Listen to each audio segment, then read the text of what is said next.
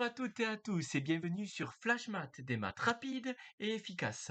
Alors aujourd'hui, nous allons nous intéresser à la notion d'angle alterne interne. C'est quoi des angles alternes internes?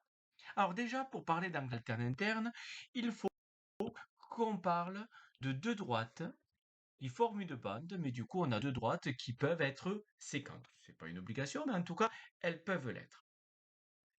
Et on a une droite qui coupe ces deux premières droites. Donc on appelle ça une sécante.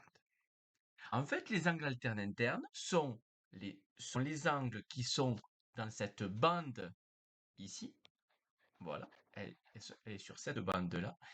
Et il y en a un à gauche de la sécante et un à droite de la sécante, mais il n'y a pas le même sommet. Je réexplique.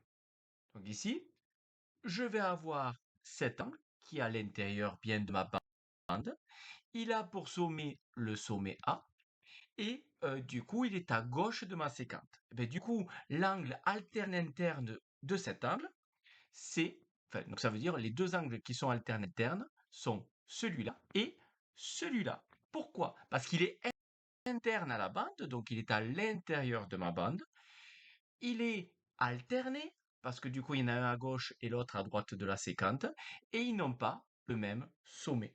Donc ici, il y a ces deux angles qui sont alternes internes, et ces deux angles-là, donc cet angle et cet angle, ces deux angles aussi sont alternes internes pour la même raison, parce qu'ils sont tous les deux à l'intérieur de ma bande qui est ici, je répète, et il y en a un à gauche et l'autre à droite de la sécante.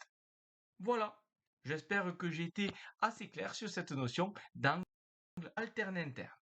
Allez, je vous laisse. N'hésitez pas à mettre un j'aime, n'hésitez pas à vous abonner à ma chaîne, n'hésitez pas à mettre un commentaire.